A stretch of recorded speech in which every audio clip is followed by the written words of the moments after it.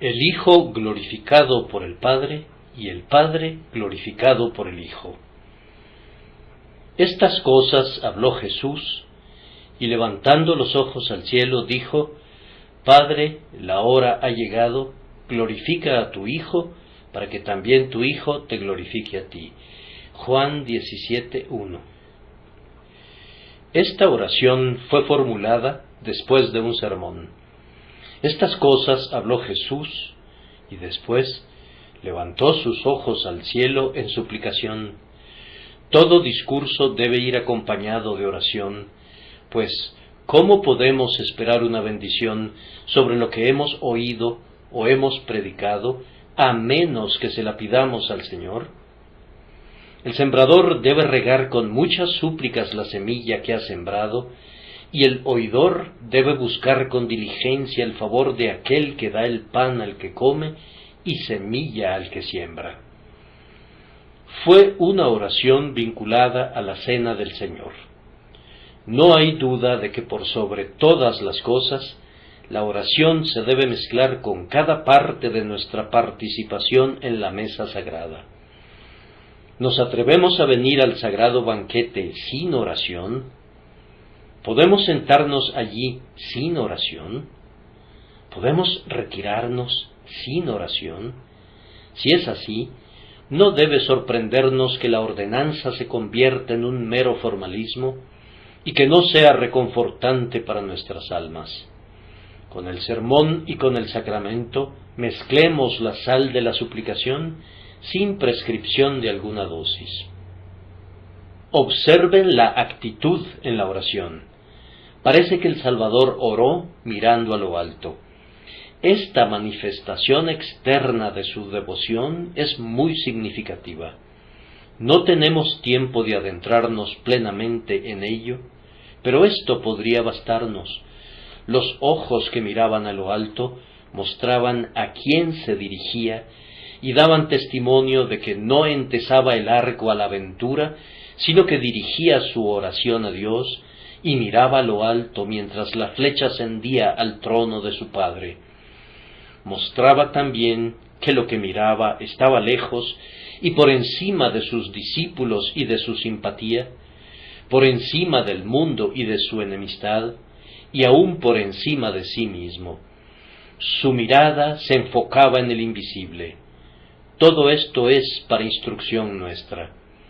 Él pudo haber orado con los ojos cerrados, si así le hubiese agradado, pero los suyos eran los ojos abiertos de la fe y del amor, que podían contemplar el rostro de Dios y que, no obstante, podían abarcar sin distraerse todas las cosas que le rodeaban, y por esto no era necesario que cerrara las cortinas de los párpados, sino que miraba al cielo abierto. Noten el comienzo de su oración, pues constituye nuestro texto. Él comenzó diciendo Padre, no dijo nuestro Padre. Padre nuestro es para nosotros, pues en la relación filial que tenemos somos muchos, pero Padre es para Él, pues Él es uno, y nosotros, en algunos sentidos, nunca podremos ser unos hijos como Él lo es. No nos corresponde entrar en la misteriosa doctrina de la eterna filiación, pero sabemos que es verdad. Padre, en su más excelso sentido concebible, es una palabra apropiada únicamente en labios de nuestro Señor, pero cuán grandiosamente brota de Él. Muestra su amor a Dios, su confianza en Dios, su completa resignación a la voluntad divina y su dulce aquiescencia a ella. Él está a punto de ser quebrantado con la vara de hierro de la venganza de su Padre, pero aún así le llama Padre. Él está a punto de beber esa copa de ajenjo y hiel que habría sido el infierno para nosotros si no la hubiera vaciado hasta las heces, pero Él todavía dice Padre. Y en esto nos da un ejemplo.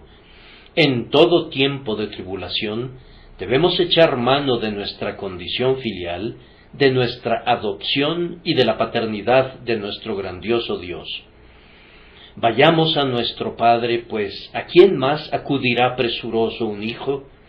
¿A dónde más podríamos ir sino a nuestro Padre, que sabe de qué tenemos necesidad antes de que se lo pidamos, y que nunca abandonará a los suyos, sino que así como un padre se apiada de sus hijos, Él se apiadará de los que le temen? La oración misma, el hecho mismo de la oración nos muestra su humanidad. Jesús suplica, tiene que ser hombre, eleva sus ojos al cielo y clama, Padre, tiene que ser un hombre como nosotros. Pero, en algunos sentidos, la oración indica la deidad que a duras penas oculta. Así como en algunas estatuas que a menudo deben de haber contemplado con admiración, ¿a ustedes les parece ver el rostro de la figura a través del velo del mármol? Lo mismo sucede aquí en la oración de Cristo. El Dios brilla a través del hombre. Es una oración que sólo la puede ofrecer aquel que es tanto Dios como hombre. Ustedes se atreverían a decir, Padre, glorifícame para que también yo te glorifique. Sería una expresión presuntuosa si fuera pronunciada por los labios de una criatura.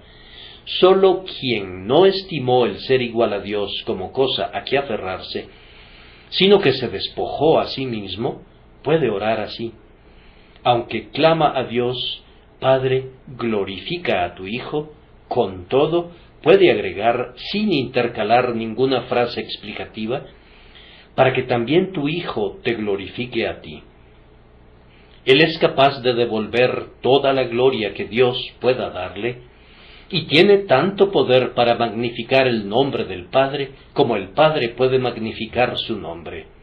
En esto veo la humanidad, pero admiro y adoro a la deidad de nuestro bendito Señor. La primera frase de su oración revela su visión anticipada. Padre, la hora ha llegado, la hora ordenada en el eterno propósito, la hora profetizada que Daniel buscaba saber, la hora hacia la cual todas las horas habían apuntado, la hora central, la hora hasta la cual los hombres fijaban las fechas, y a partir de la cual fijarán las fechas si leen el tiempo correctamente.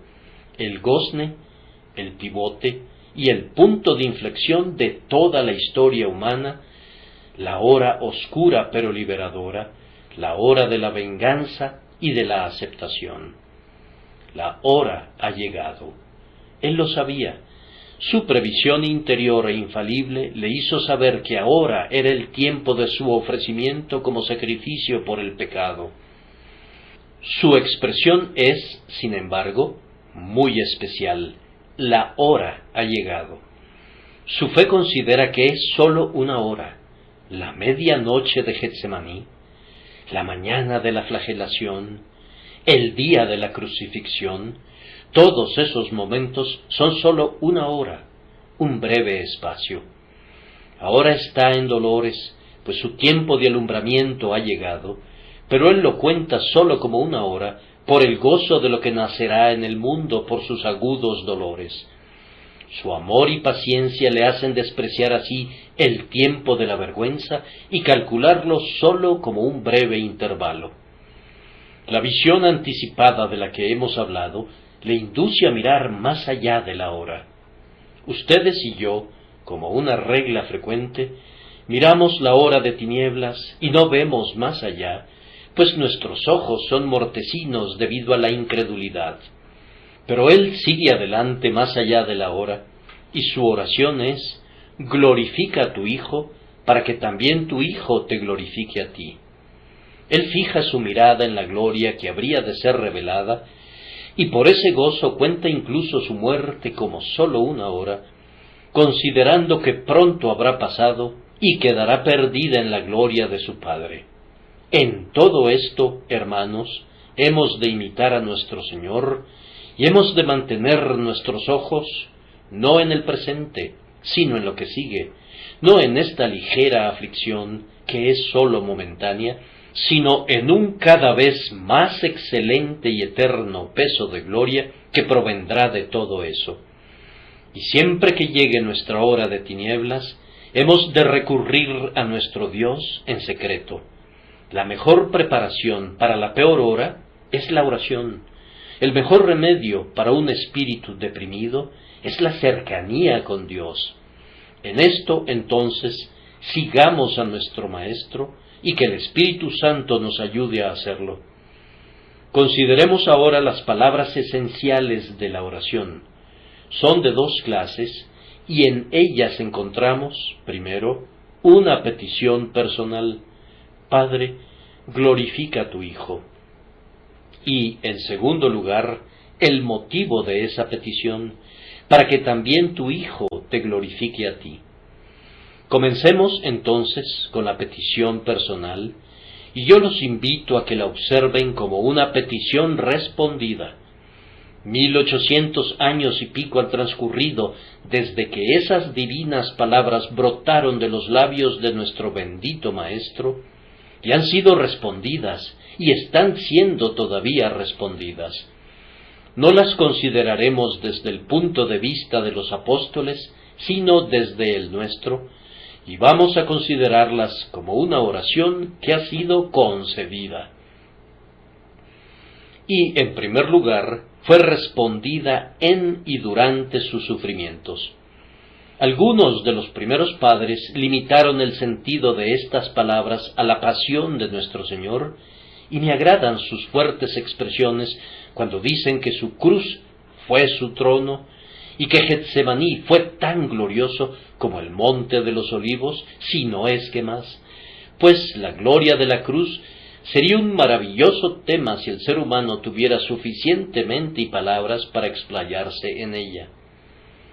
¿Hablamos de ignominia? Sin duda sufrió la muerte de un criminal. ¿Hablamos de vergüenza? Sin duda la escupieron y se burlaron de él. ¿Hablamos de debilidad? Sin duda durmió en un sepulcro, pero en su ignominia, vergüenza y debilidad, Jesús es sumamente honorable, adorable y fuerte. La fe ve un esplendor moral y espiritual que circunda a su Señor crucificado, que eclipsa a todas las glorias previas de su trono eterno. Yo no voy a reducir de esa manera el sentido de las palabras, pero con todo, ese sentido debe ser incluido. El Hijo de Dios fue glorificado mientras se moría, y una parte de su gloria era que fuera capaz de soportar el enorme peso de la culpa humana. Como raza, nosotros estábamos aplastados por ese peso. 1000 Sansones no hubieran podido mitigarlo. Ángeles y arcángeles, querubines y serafines no hubieran podido levantar esa masa estupenda. Pero este hombre solo, sin ayuda, en debilidad de cuerpo y en dolores de muerte, cargó con el enorme peso de la culpa humana. El castigo de nuestra paz fue sobre él. Dios puso sobre él la iniquidad de todos nosotros. Cuán grande carga era esa, y que pudiera sostenerla fue ciertamente una demostración de su gloria. Los perdidos en el infierno no pueden soportar la ira de Dios. Una eternidad de sufrimiento no habría exonerado el terrible castigo, y sin embargo, Él cargó con ese peso en una hora.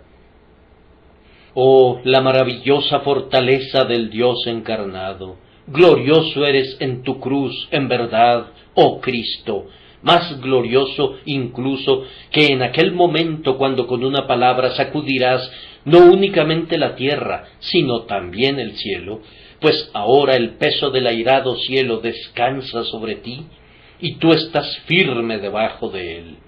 Glorifíquenle, amados, ustedes por quienes él aguantó ese peso, glorifíquenle porque fue capaz de sostenerlo. Él fue glorificado también en la manera en que lo cargó, en que lo sostuvo sin rehusarlo o rehuirlo. No hubo ninguna culpa o engaño en él, aunque fue interrogado una y otra vez ante Caifás y Herodes y Pilato. No hubo enfurecidas frases cuando querían intimidarlo, ni cuando le abofetearon, y le vendaron, y le escupieron. Él no demostró otra cosa ¡Qué gentileza! Aun cuando sus enemigos habían perforado sus manos y sus pies, nada sino una compasión triunfante y un amor todopoderoso, aun cuando se burlaban de sus agonías. No podían hacer que se enojara a pesar de todos los ultrajes, ni cuando gritaban: «Si es el Rey de Israel, descienda ahora de la cruz y creeremos en él». Sin embargo, él no desprendió una mano del cruel madero para golpear a los escarnecedores, ni intentó liberar su pie del clavo para dar un puntapié a los blasfemos. Cuando piensan en sus agonías físicas, en su tortura mental, en su tiniebla espiritual, cuando consideran que todos los poderes de la tierra y del infierno se soltaron contra él, y cuando, lo que fue peor, recuerdan que el rostro del Padre se había ocultado para él al punto que llegó a clamar: «¿Por qué me has desamparado?».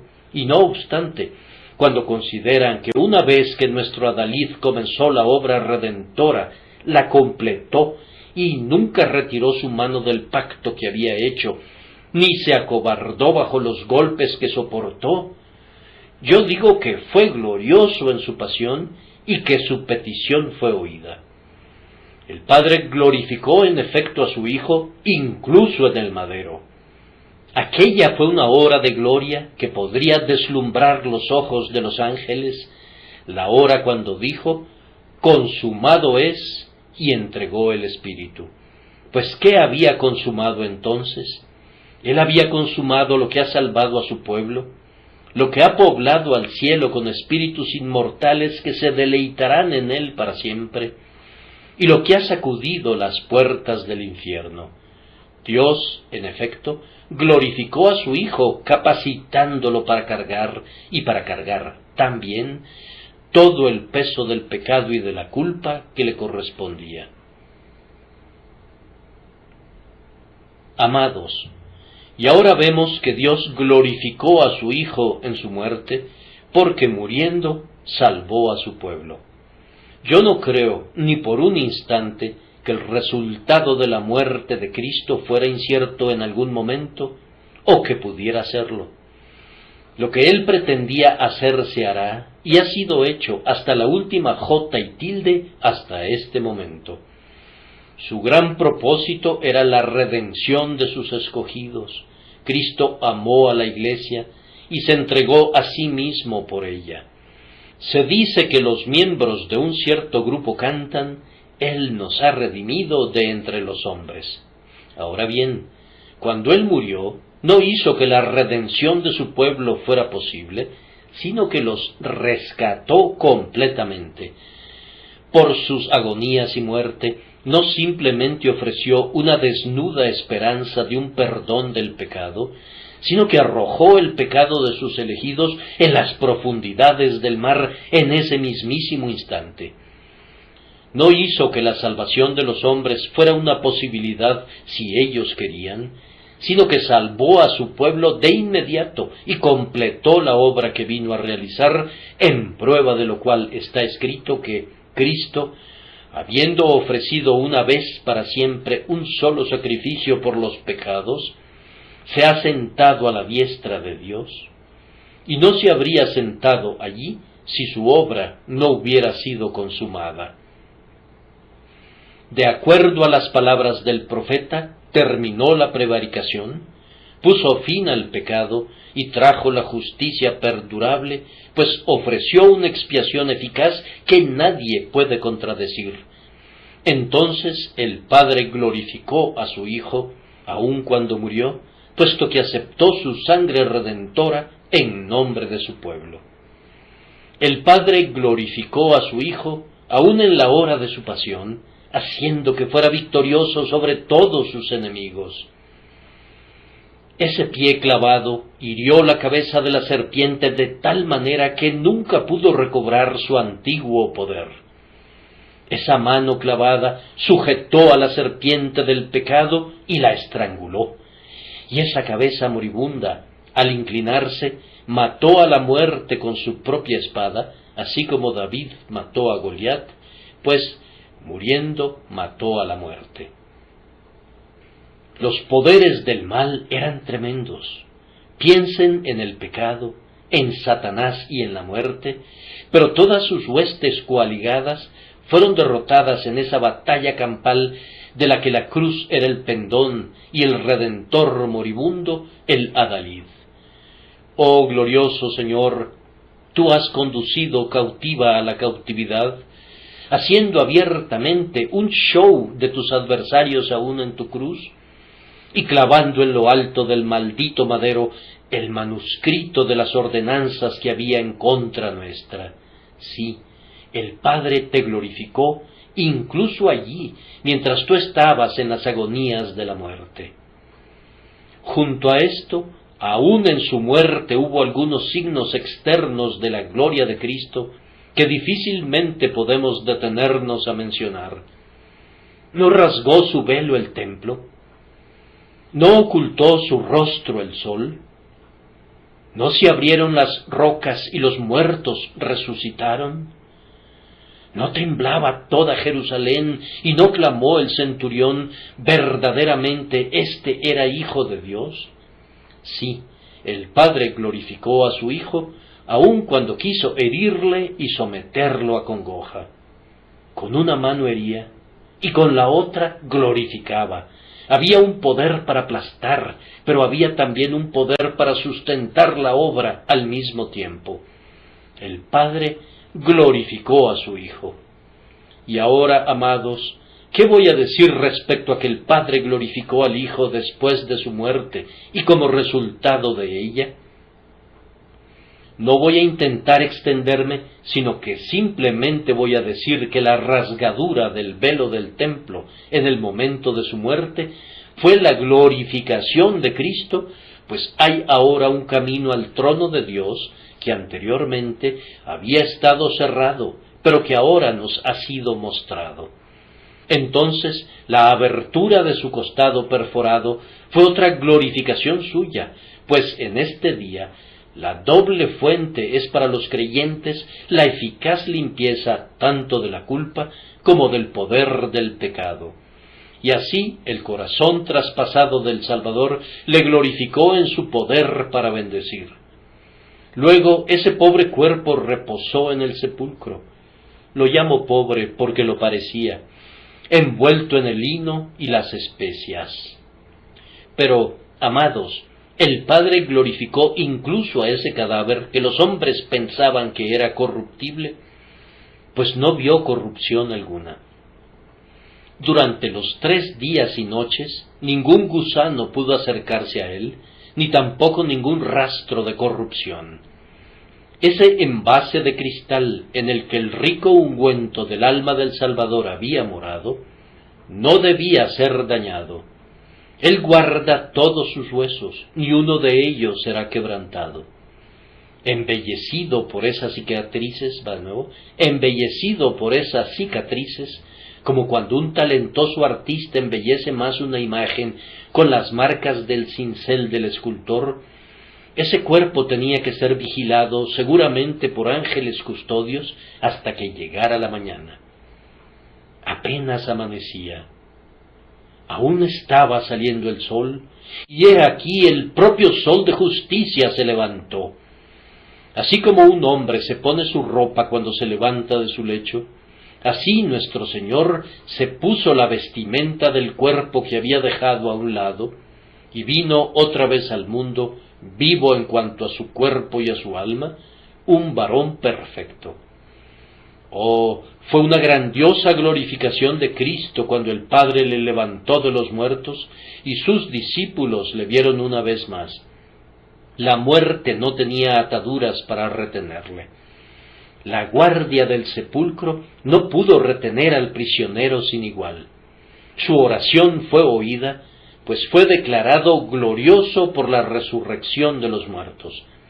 Y en poco tiempo, cuando sólo habían transcurrido unas cuantas semanas, llegó otra gloria, pues ascendió suavemente desde la ladera del Monte de los Olivos, flotando en el aire y apartándose del grupo de sus discípulos, y elevándose en medio de los ángeles hasta que una nube le recibió y le ocultó de ojos humanos.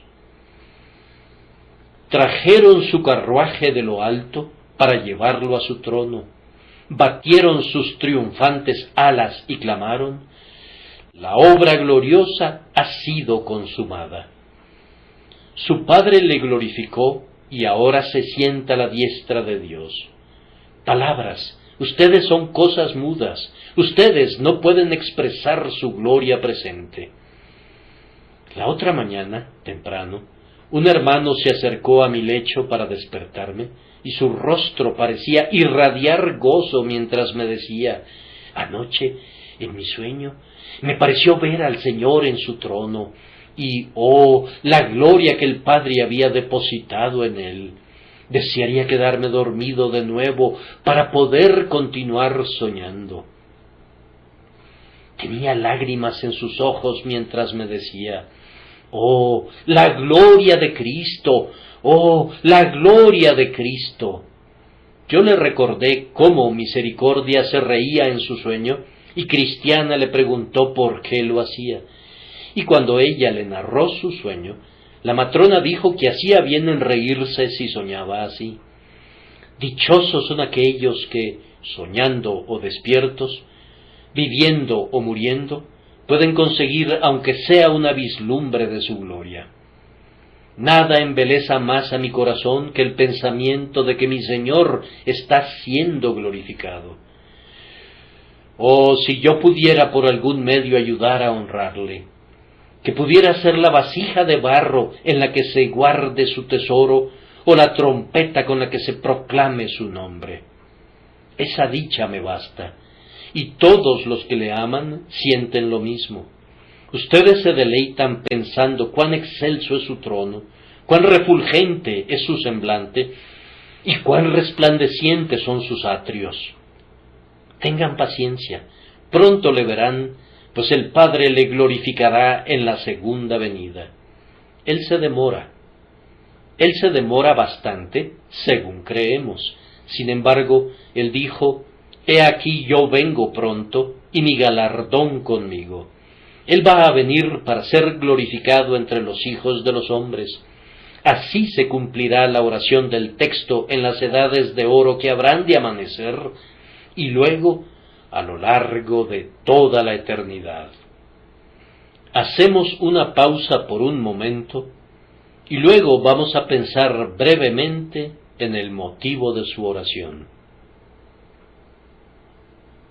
Padre, glorifica a tu Hijo, para que también tu Hijo te glorifique a ti. Cuando oras, es algo grandioso orar con un corazón limpio, pero el egoísmo es inmundicia. En nuestro bendito Señor no había ningún egoísmo. Él dijo: yo no busco mi gloria, y aún en esta oración, esa palabra suya es verdadera, pues Él únicamente busca la gloria para glorificar al Padre. Amados, el deseo de nuestro Señor ha sido concebido, pues Dios es glorificado en Jesucristo más que de cualquier otra manera. La gloria de Dios en la naturaleza es inconcebible. Este globo terráqueo y todo lo que habita en él, el mar abierto reflejando apaciblemente el cielo o agitado por las tempestades, el portentoso firmamento del cielo arrebolado con nubes o azul bajo el tórrido sol o encendido con innumerables estrellas, aquellas lomas con todos sus bosques, aquellos valles sonrientes con sus hatos mugientes y sus rebaños que balan. Estas son tus obras gloriosas, Padre del bien todopoderoso. Tú recibes gloria de cada trémula brizna de hierba o fronda de helecho, y cada insecto que revolotea y cada gusano rastrero te rinden alabanza. No hay nada que no te glorifique, desde Leviatán hasta un pececillo. Con todo, toda la naturaleza en su conjunto no puede revelar todos tus gloriosos atributos. La divina fidelidad y la justicia y la verdad son escasamente manifiestas en la naturaleza, aunque se pueden ver algunos rastros de ellas. Pero en la faz de Jesús, que es la expresa imagen del Padre, Dios es glorificado a plenitud. Sobre todas las cosas, Dios es glorificado en la muerte de Cristo, pues allí son vistos todos los atributos de Dios.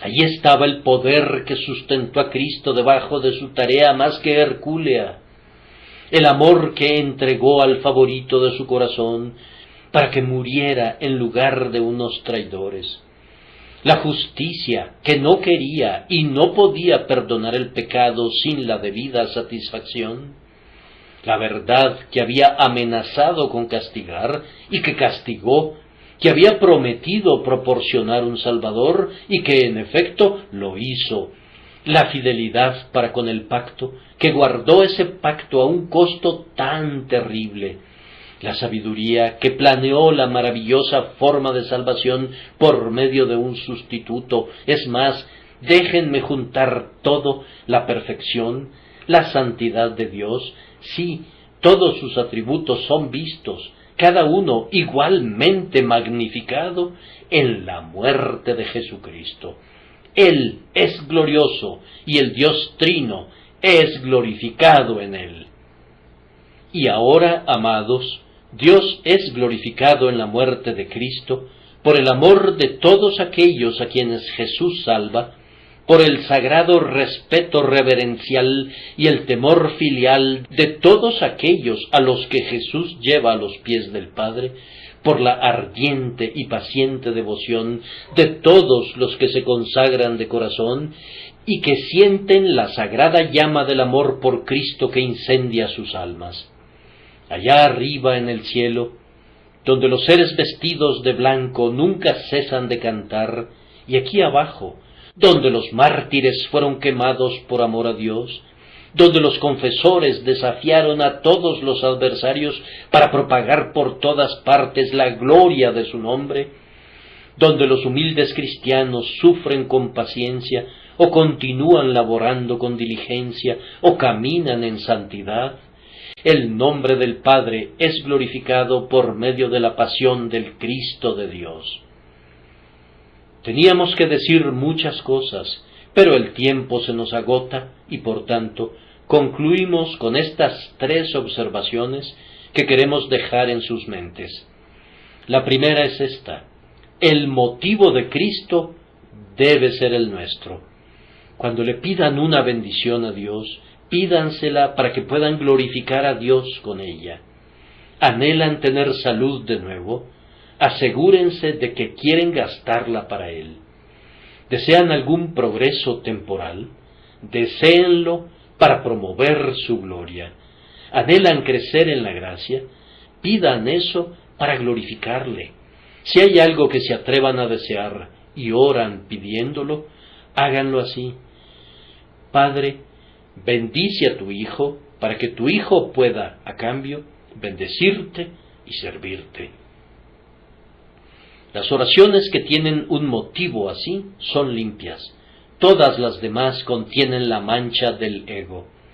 Que Dios les ayude a hacer todo para su gloria, a hablar para su gloria, a vivir para su gloria, a morir para su gloria, y luego resucitarán para vivir para siempre para su gloria.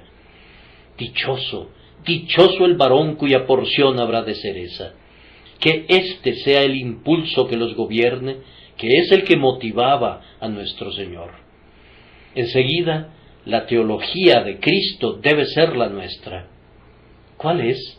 Pues bien, primero, que Él ha de ser glorificado, y en segundo lugar, que el Padre ha de ser glorificado.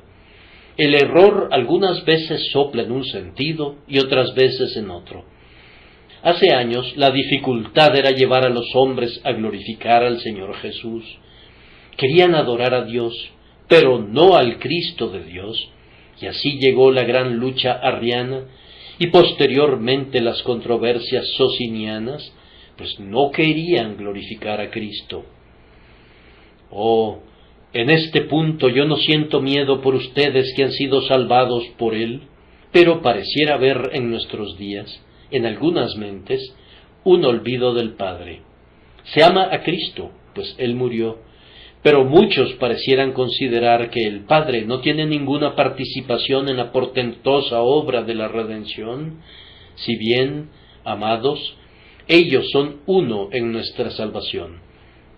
Padre, Hijo y Espíritu están al unísono de acuerdo en nuestra redención, y sería en verdad fatal que pusiéramos a una persona de la Divina Trinidad sobre las otras dos.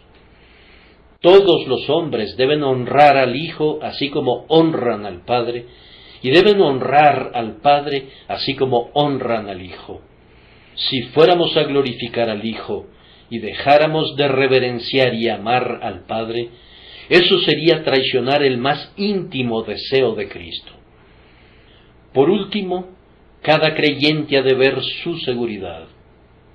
¿Acaso no es una garantía sumamente maravillosa de la seguridad de todos y cada uno de aquellos por los que Cristo murió, que la gloria de Cristo y la gloria del Padre, puedo agregar la gloria del bendito Espíritu, están igualmente involucradas en la salvación del alma creyente? ¿Me atreveré a decirlo?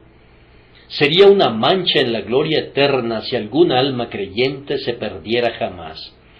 Entonces la verdad de Dios dejaría de ser segura, su fidelidad dejaría de ser firme y su amor dejaría de ser inmutable.